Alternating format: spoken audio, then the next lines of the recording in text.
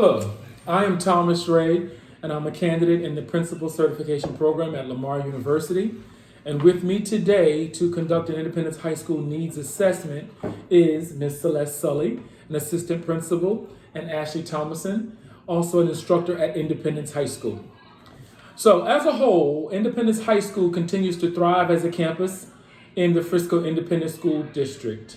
The 2022 accountability ratings overall summary reflect a score of 96 for Independence, so we are an A campus, and we're happy about that. While this achievement is substantial, encased within this rating is a segment of students who continue to struggle academically. Our economically disadvantaged student population arrive at Independence High School with more than economic hardship. These students have learning challenges, deficits, and confidence problems. Some struggle with socially connecting on campus and can be considered loners. With these social emotional conditions, economic disadvantages, and academic challenges, these students find success often to be elusive. This committee is convened to search and examine the needs of these students in efforts to better prepare them for life after school. It is our district's aim to make all students future ready, and this is our full intent. So as I and this committee have combed through the most recent 2022 accountability ratings found in our report, we have some disturbing data that we want to really examine. When we look at the academic performance for economically disadvantaged students at Independence High School, it is found that amongst all students, 87% of our students achieve a meets grade level standard or above for all subjects. So overall, 87% of students at Independence High School meet grade level standards. We're happy about that. However, when we look deeper into that, our economically disadvantaged students, 54% of those students are meeting grade level standard or above. So then we're looking at a 33% negative differential. This is troubling. While we have a very successful campus, we have a segment of students who are not experiencing that success. So when we come deeper into the data and we begin to look at subject matters, looking at the star performance for English, language arts, and reading, our campus, once again, just examining the at grade level standard or above, we have an 88% success rate. When we look at the economically disadvantaged students, that is 35% of those students are actually meeting grade level standard or above in English, language arts, and reading. This is a 53% negative differential. This is very troubling to us. As we continue to comb through the data, looking at subjects of mathematics, 79% of Independence High School students meet the grade level standard. Meanwhile, only 54% of economically disadvantaged students are meeting the grade level standard, resulting in a 29% negative differential. When we look at the science department, when we look at star performance for science, we find that 90% of our students at Independence High School are meeting the grade level standard for science. However, when we go deeper into the data and we look at our economically disadvantaged students, we find that 36% of these students are meeting the grade level standard, a 54% negative differential. Lastly, we look at social studies. In social studies, our students have a 90% across the campus, and 90% of our students are meeting the grade level standards or above. Meanwhile, amongst our economically disadvantaged students, 73% of those students are actually meeting the grade level standard or above, resulting in a 17% differential. Now, based upon this data, it is apparent the most immediate attention be placed in ELAR, or English, Language, Arts, and Science. Now, we all know reading is fundamental, it is foundational, and it teaches students those critical thinking and reasoning skills, which then transfer into all other subject matters, especially science. So It is our focus then to really harp on or really examine deeper English language arts, place a focus there, and then science as a secondary focus in hopes that increasing literacy and analytical skills and critical thinking and reasoning among students through the English classroom will then transfer into the science classroom where reading is so fundamental there as well. If we consider the science classroom, it is very instructional focused, it's very step oriented, didactic in nature. Students must follow steps in order and they must analyze data per step. If there's any gap in that, those students then suffer. And so when we look at the science and the English departments, the differentials are essentially the same. 53% negative differential for English language arts and reading, and 54% for science. So, while grade level data is not yet fully available to us for this year, we can make some projections based upon last year's data. So if we look at the STAR data from last year as we have, and we look specifically at English, the English 1 star and the English 2 star, we see a very similar trend. English 1 results last year, our campus had an 87% at grade level standard achievement. Meanwhile, amongst our economically disadvantaged students, they were at 58%. When we look at English 2 results, our campus had an 86% success rate in terms of at grade level. Meanwhile, our economically disadvantaged students had a 56%. So if we really look at this now, we look and just project, we're seeing that our differential has almost doubled from last year to this year. So there is definitely a learning deficit amongst our students. So this is a rapid decline that we're seeing, and it needs to be corrected and turned around now, if indeed we are to meet the aim of the district and make all of our students future ready. Now, who comprises the economically disadvantaged? So let's talk now about some subpopulations. Let's see who needs special focus. So based on the 2022 STAR Performance Report, we find all subjects, once again, 87% achievement across the campus. But when we look specifically at African American students, the score or their score average for meeting grade level standard is 57%, and our Pacific Islander students are at 67%. All of the populations are at or above campus average. When we look a little deeper now at English language arts and reading, we find, once again, just to remind you, that the campus had an 88% success rate overall. But when we look at our African Americans, those scores were at 51%, actually meeting grade level standard on our campus. Pacific Islanders in this actual measure met the grade level standard. They were comparable to the average. But science is a little more telling. Our campus has a 90% at grade level standard, meeting it, rather. African Americans are at 48%, and Pacific Islanders have a 50%. So as you can see, amongst African American students at Independence High School and Pacific Islanders at Independence High School, looking at ELAR and science, the deficit is apparent in that segment of our population. When we look at the averages of their achievement and we look at the number of achievement in economically disadvantaged, they're almost at parity. So we know that our focus there then will not be amiss. So when we look at student engagement data, while much of this data is still being coalesced, we do know experientially the following. Attendance among our students who are economically disadvantaged at Independence High School is not a drastic problem. The students are coming to school. They're coming to school regularly. While there are, of course, some outliers, the majority of them, they have great attendance at our school.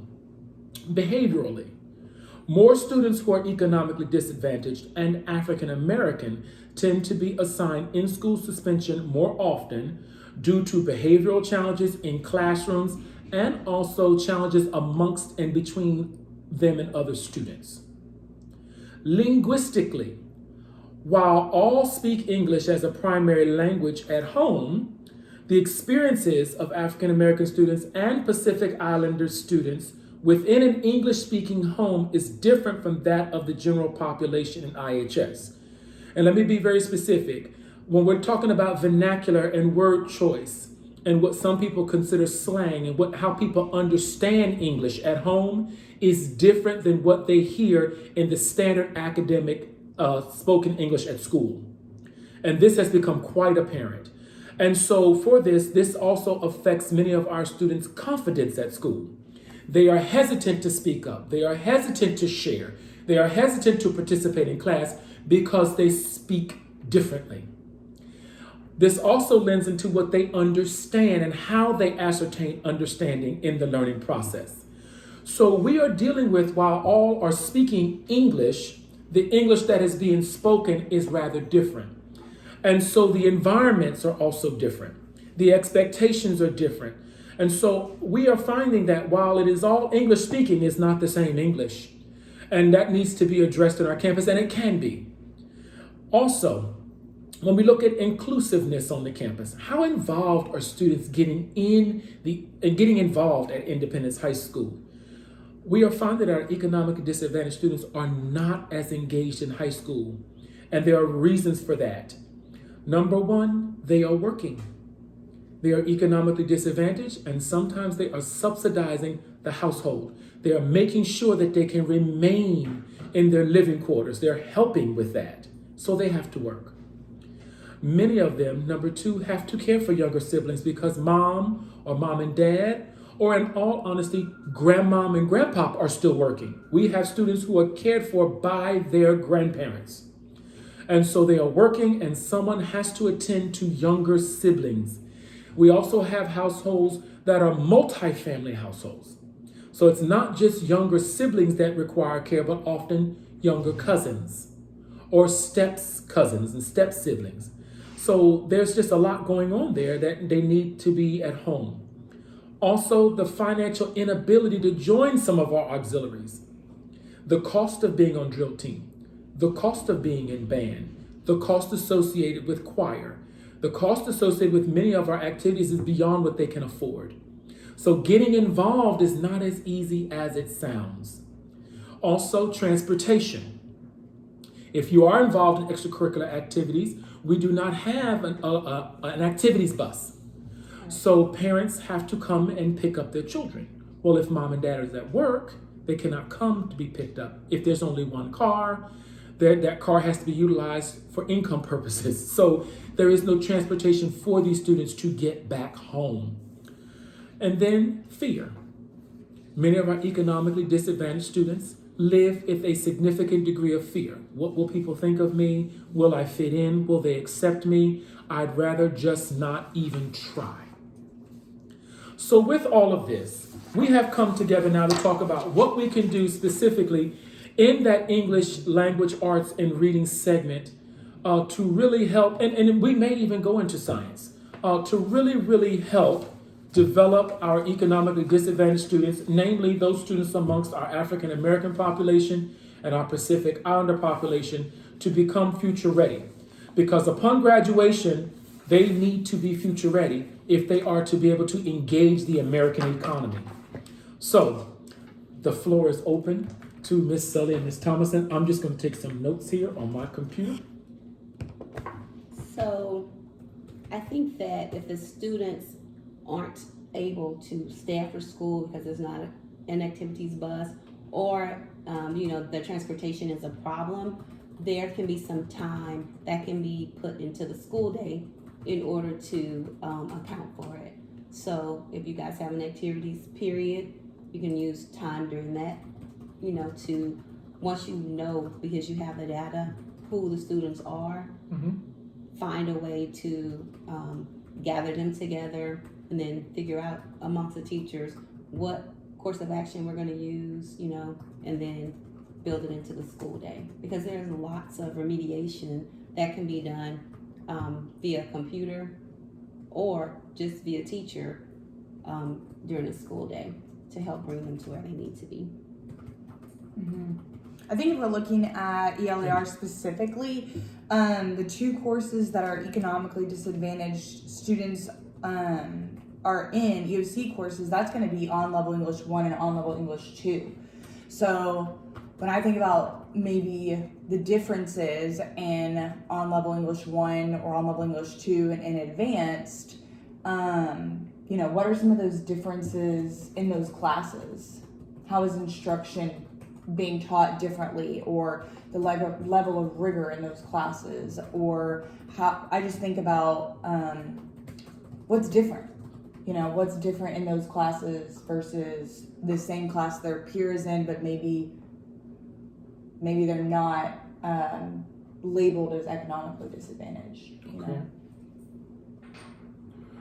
I know when I taught English 1, I found, and I taught advanced English 1, but what I was finding with advanced students, the lack of vocabulary really inhibits their ability to write. We want them to write. We want them to write literary analysis in English 1.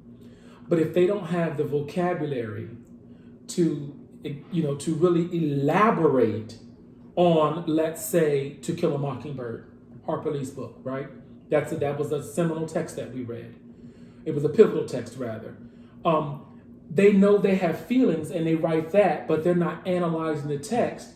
And I was trying to attempt to teach them how to analyze the text when it occurred to me they don't have the vocabulary to analyze the text. So I'm wondering if there isn't some sort of word bank that could be created, because I'm thinking if at the advanced level students lack vocabulary, then they're lacking vocabulary at the on level as well. They do. So is there some sort of word bank we can build? I put a word wall up in my room, and sentence stems, to help students learn to make that jump from the English spoken at home to the English that needs to be exhibited in the academic environment. And what I did notice is, of course, my more wealthy students picked up on it, had no problem with it. My more economically disadvantaged students relied on that word wall to help them pull their thoughts together in a way that was acceptable for grading. And once they started doing that, I noticed the confidence started changing. Because this is not how their parents speak at home. Right. So I am thinking that one thing we can probably do is, even if it's done electronically, integrate a word bank and word wall, sentence stems that are common for different types of writing. I know another thing we can do. It's just like journaling. Okay. At the beginning of the class period, even just for all students, if they come in and there's just like one topic, just for 15 minutes, journal, whatever it is, and then you can go back, call each kid up and say, hey, let's talk about this. And then, say, how can you elaborate? What other word choice could you have made in order to make this sentence better or to make this whole paragraph better? Just use a little time in the classroom. I think that helps, if students know they're going to come in every day and have a dialectical journal or have a SSR even time, the behavior problems are less because they know what to expect in the class period. I know I taught English 2 on level for 4 years at Independence, and kids thrive in structure. They do. So if they knew how the class was going to be the majority of the time, not saying it was going to be like that every day, but if they knew what it was going to be the majority of the time, they weren't tardy, they weren't coming in late and causing a disruption because they knew that 15 minutes or 10 minutes or whatever it was my time to conference with them about their reading or their writing. And that's when I kind of pulled in those, especially the reading conferences, and then also a great organic way for them to look at their own writing and revise and edit, and that it doesn't have to be this huge, long, drawn out formal process. It can be like a quick check-in kind of thing. Because I think whenever kids, so what we do is like there's 15 minutes of reading, 15 minutes of writing every time they come in the classroom. And so when you do that, the reading, gives them more extensive vocabulary because they're reading things that are, that they're not used to. So then they're reading, and then when they write, you have all the stems and the word wall, all that. They can remember, oh, okay, I read this, and then this is how I can apply it. So you're using reasoning, critical thinking, all of the things that English teachers, you talk about assertions and all that. If they're reading it and then they're writing, they're putting it together. That's becoming future ready, because you're learning to apply the things, things prior learning, all of that. You're learning to use all the things that you've learned before in order to better your situation and to help you become a better reader, a better writer, a better critical thinker. And also your listening skills will increase too, right? Because you're conferencing, so they have to listen to your feedback, and then it encompasses all of it, because you're giving constructive feedback as well as timely feedback, right? So they're getting, more of what they need in order to be future ready, in order to help them be better readers, writers, and to have better conversations. It's a lot.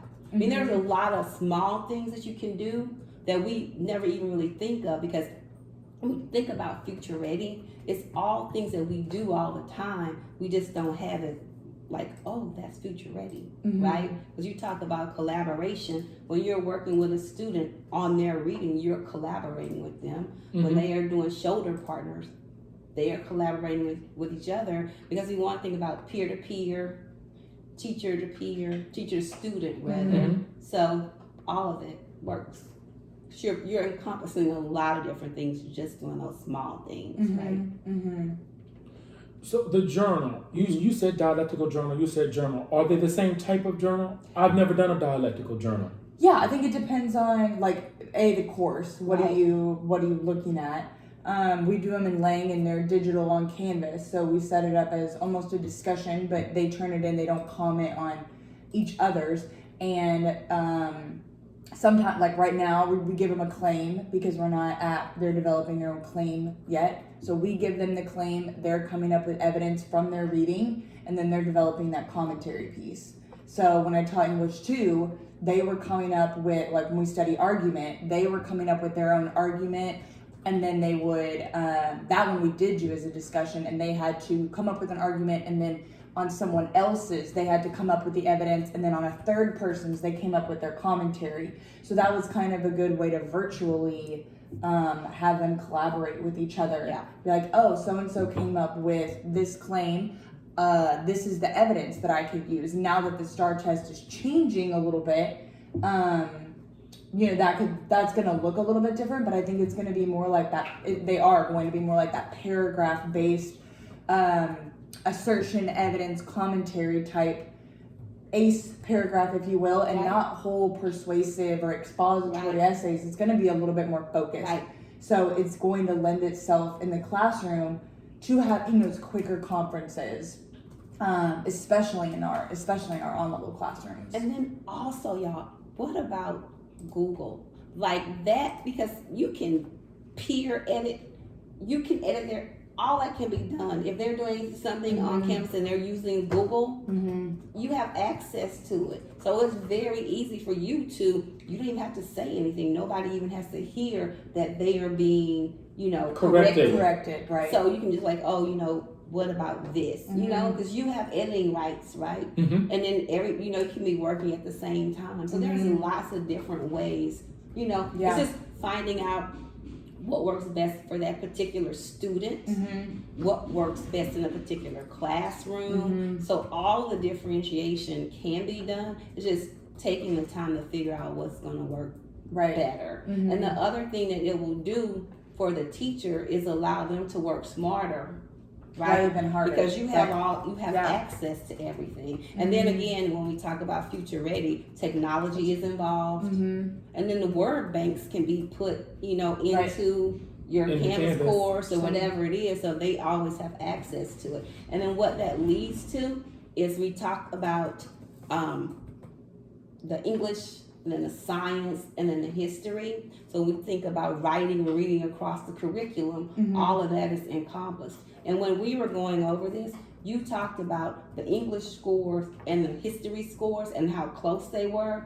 That's the same thing because you're reading and you're writing. In history, they're doing DBQs, which is your SSRs. Yeah. So they're doing the same thing. It's just not related. Some way it's being lost from the English to the science. Right. Yeah, I find that a lot of our students, maybe it's the way we have the school day structured, where they cannot easily transfer their learning from one subject to another. It's as if they think, okay, this is this silo, this is this subject. And then when they leave that subject, they take nothing to the other subject. And I think part is because we don't kind of maybe plan interdisciplinary. So we kind of do.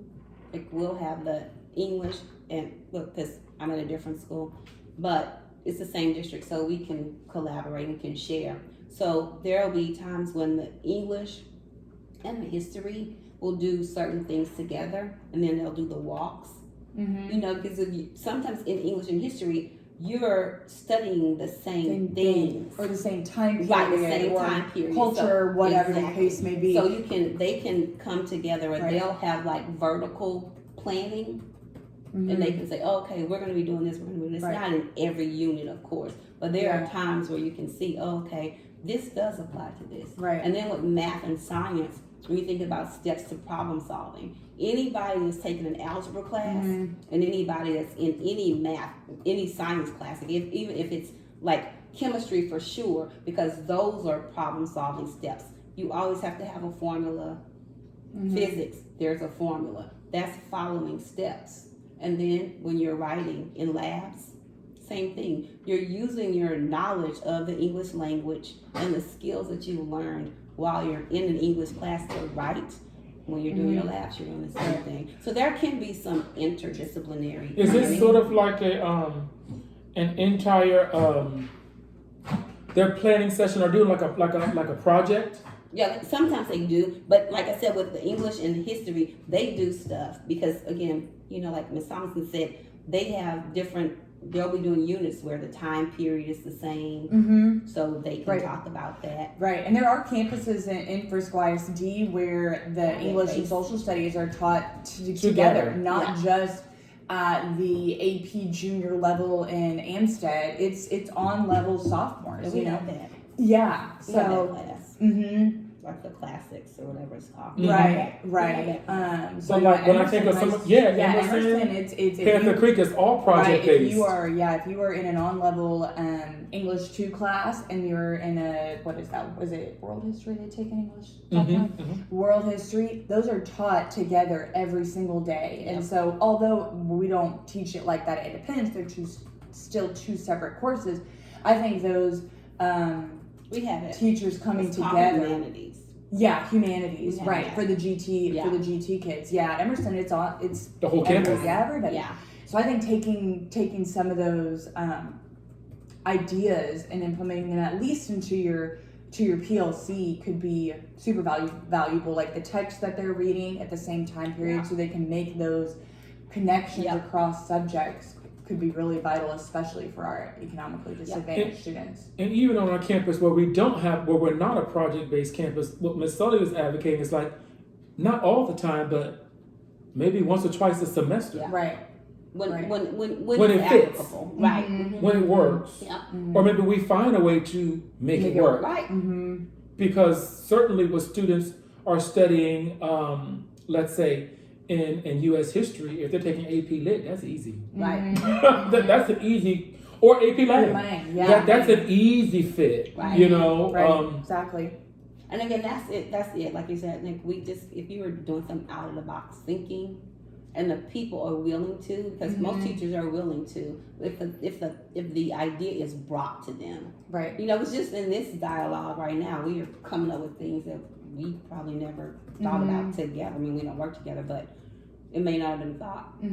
But it can work because it's not so cookie cutter. Like we have to, as educators, be able to do what works best for kids and sit and get.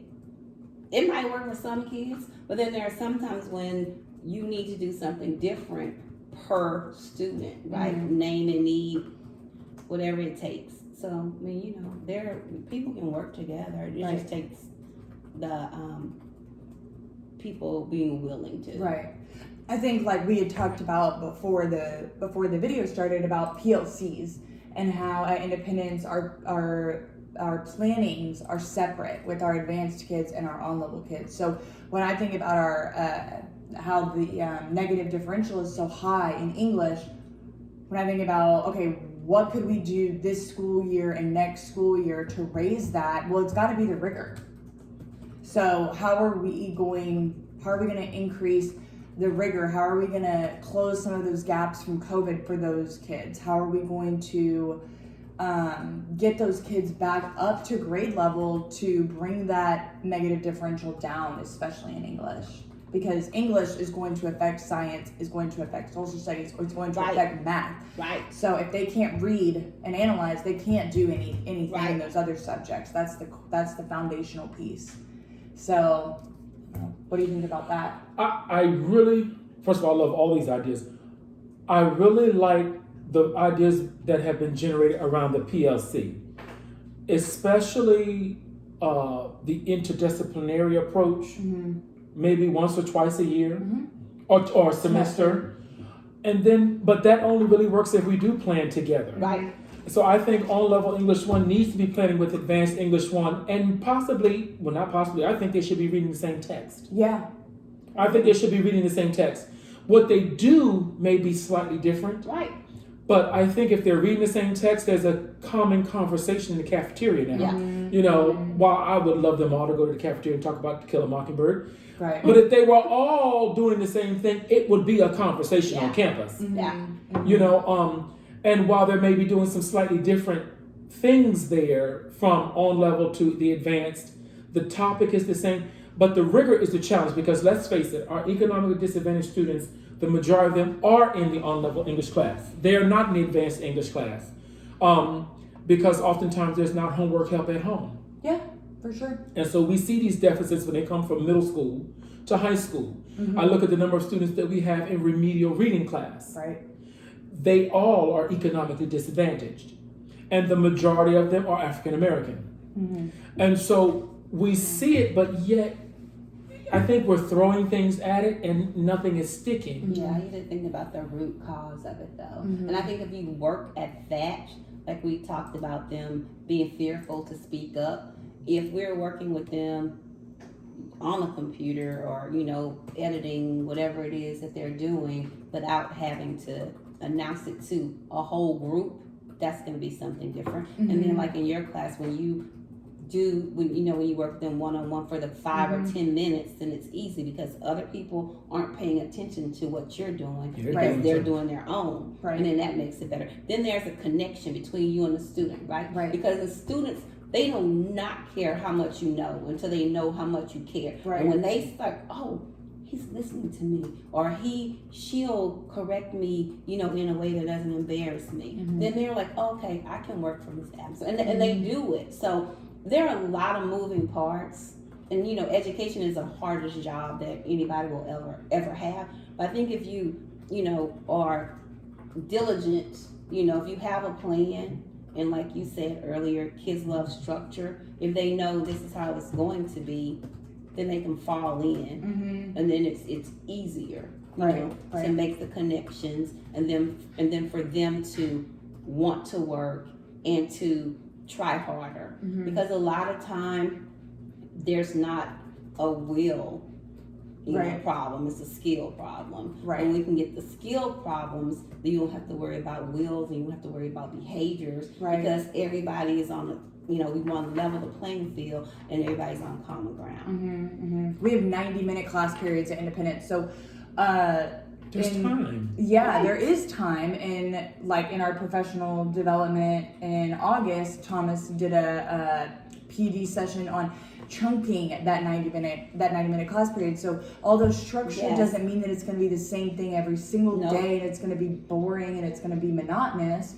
Especially in those on-level classes, chunking that time so that kids don't just like kind of get Zone complacent out. in their learning and zone out. Mhm. Like what I think you said 8 minutes is the average attention span Of the of our 21st century learner. of our students. And so being intentional about that when you're planning with your Right. PLC, that was enlightening to Exactly. me because I thought it was like 15 to 20. And so when we planned for even my AP Lang class this year, I'm like, we got 8 minutes. And then we need to do something Transition. something You up and transition. moving or something Yeah. tactile or something conversational or something, and then we can go back for maybe another 8 minutes, or you're going to come up here and teach commentary to your peers, Right.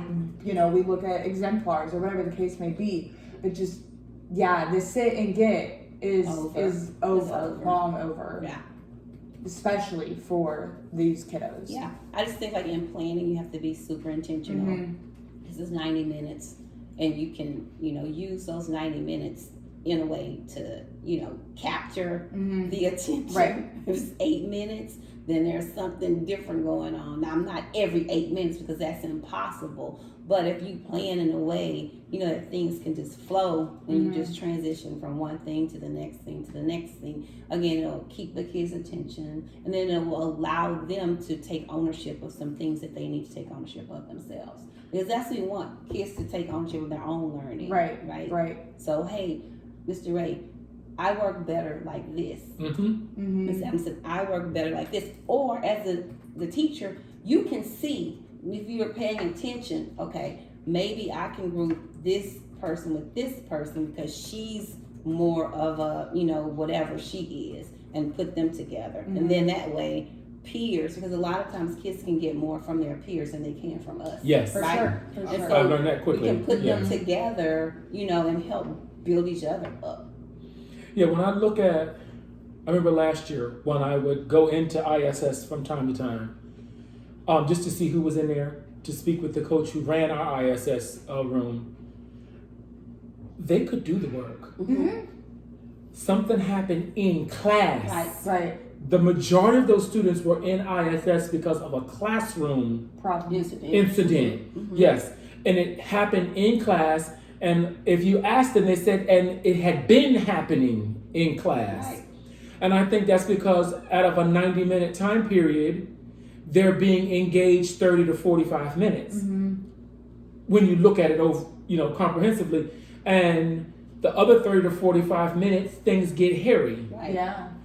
And so when we hear students say, oh, we're not doing anything in class or nothing happens in class, I think this goes back to the structure, the expectation, but as you have said, knowing the student. Right.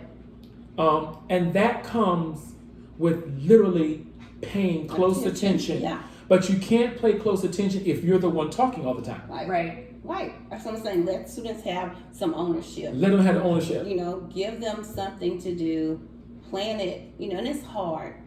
It's easy for me to say because I'm not in the classroom anymore, but plan activities or plan your lessons to where kids are active, they're actively engaged. If it's writing, that they're going to be writing, so they're not going to be talking. They're not going to be off task because they have something to do, Yeah, and I think students need to turn in a product every class. Right. People want to have something that says this is what I did today. Tangible. Even in the workplace. Yeah. You don't leave the workplace undone. Right. You did something. You Right. achieved something Right. every day you go to work. Right. When I was in corporate America, in sales, I could at least say, okay, I visit these clients, or I closed this client, or this client began doing this. I've moved the pendulum along. There's something we have done. When students leave a classroom, they haven't submitted anything. Right. It's just all in the air. Nothing ever came down to the ground. When I taught English 4, and I taught English 4, college readiness, and inclusion, there was a bin by the door. Yeah. They submitted something every day. They didn't even ask me if it was for a grade Right. Because. because it was their learning.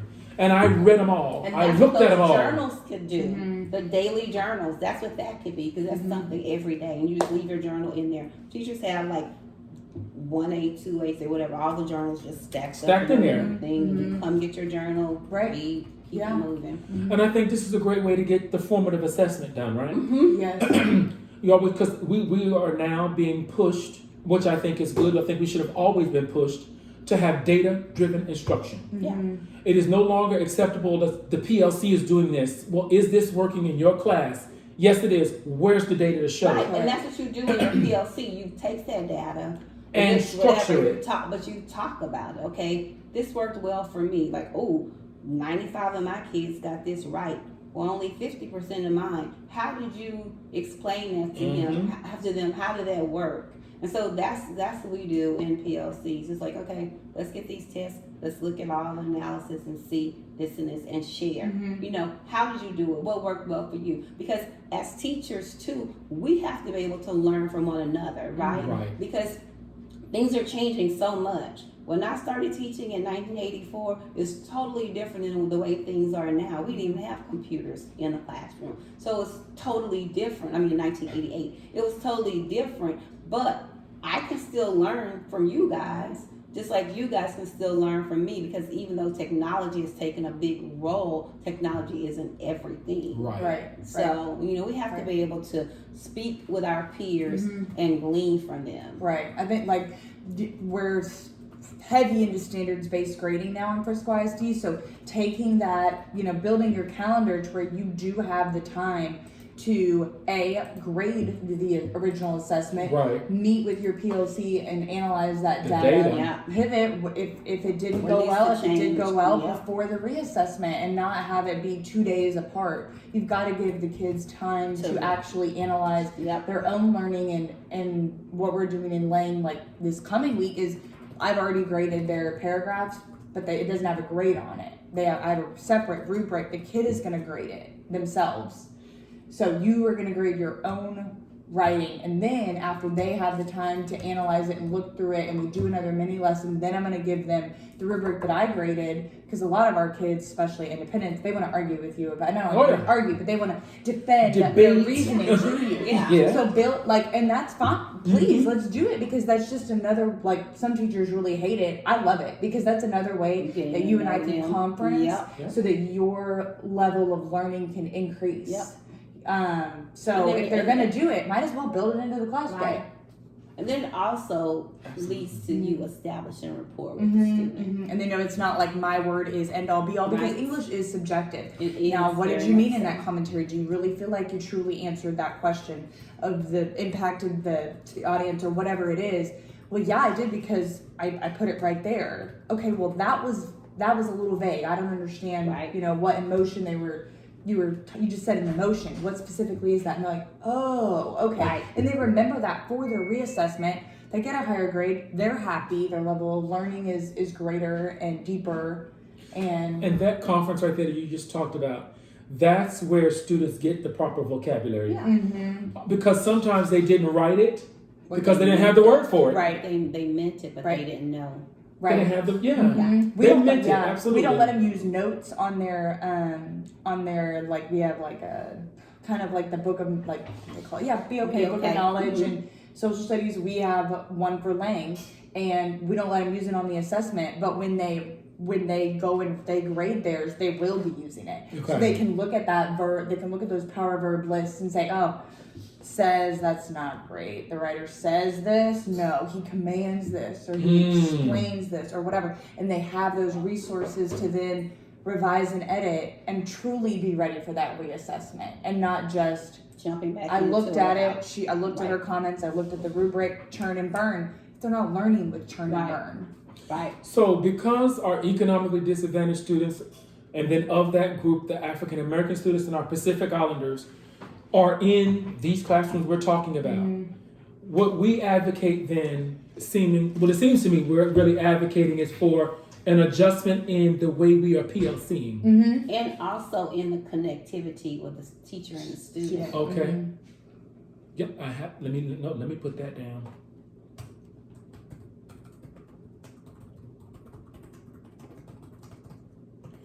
Because if our PLC by subject can get aligned, then the rigor will increase in the on-level class, Yes.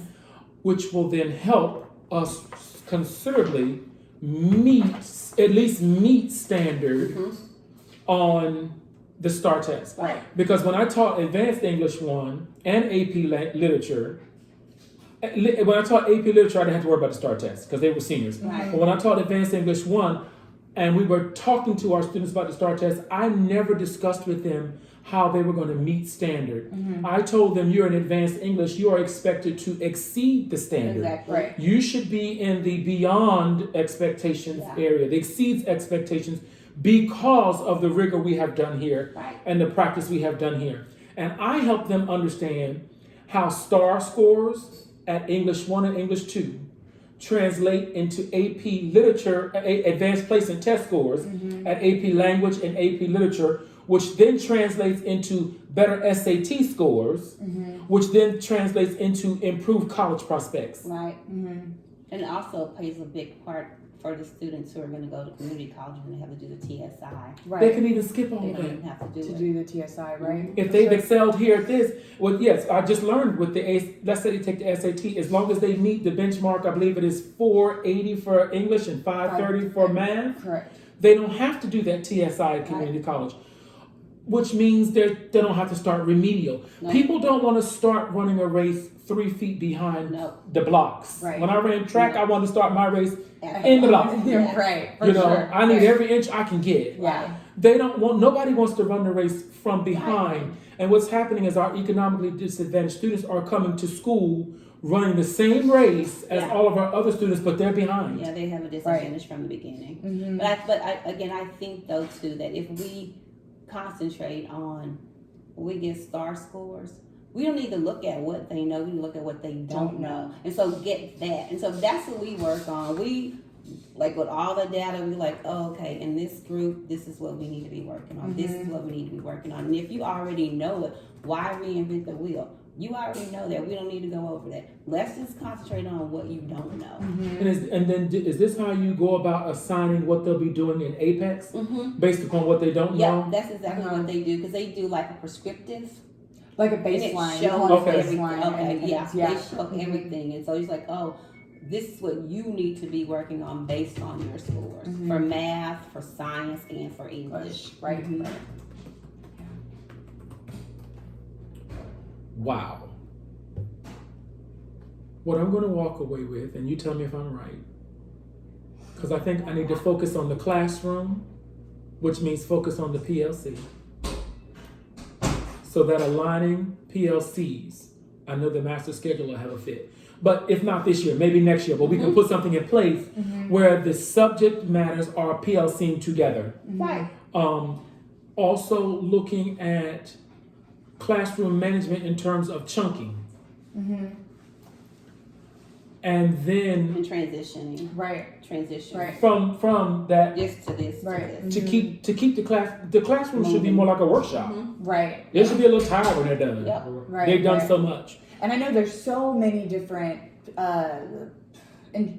instructional calendars that the district puts Yes. out. So maybe even putting a calendar together that you could push out to teachers of different ways to chunk each class period based on what the objective is and giving teachers that resource, because that's what I do. I'm like, okay, the first 10 minutes we're going to do this, then we're going to do this for the next 12. Then we're going to do, but you know, and that seems really easy, but if you give that model to teachers and you say, hey, every day, here's a few ways you could do it, they could just copy and paste, and then their chunking is done for them in a way. And they just move through it. And then giving them, you know, a little bit more structured. See, that's like the example of the 15 minutes of reading. Right. All the Right. English teachers do it. Like they know that when the kids come, they know that's That's what we're doing. and all the canvases are the same. I mean, like all their reassessments, like they have to have a reassessment plan we can check. Right. I mean, it's a lot. Canvas needs to be the same. Wow. Yeah. And I think that will remove some of the Ambiguity, and people won't have to be like, oh, well, I do this and I do that, and it's like, well, yeah, we all do this. You can put your spin on it because everybody's not going to present it the same way, but we're going to be doing the same thing. So if I'm in your class in the fall and there's a schedule change and I go to Mr. Ray's class, we're all doing the same thing. Right, And I'm not like, wait, where are we? Right, and that is one of my Absolutely. favorite things about Frisco is how important the guaranteed and viable curriculum is. Yep. Not just across campuses, or across classrooms, but across campuses and throughout yes. the district. Yep. Because our kids should not be getting a different education because they're on the east side or because they're on the west side, and that's so important. Yeah. So as you have heard here, I've got my work cut out for me. But yeah, I think we do have a plan here. I like having the canvas be the same because on our campus in particular, there is a hierarchy based on what you take. Right. And so if you're not an AP, you're just not.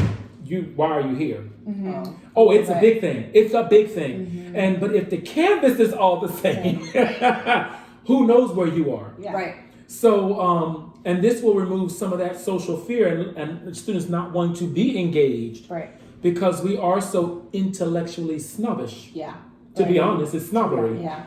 It's really snobbery. Mm-hmm. And it creates a very tense and intimidating environment. Mm-hmm. Well, I want to thank you both for being here with me today. I really, really appreciate this. Now I have a lot of work to do.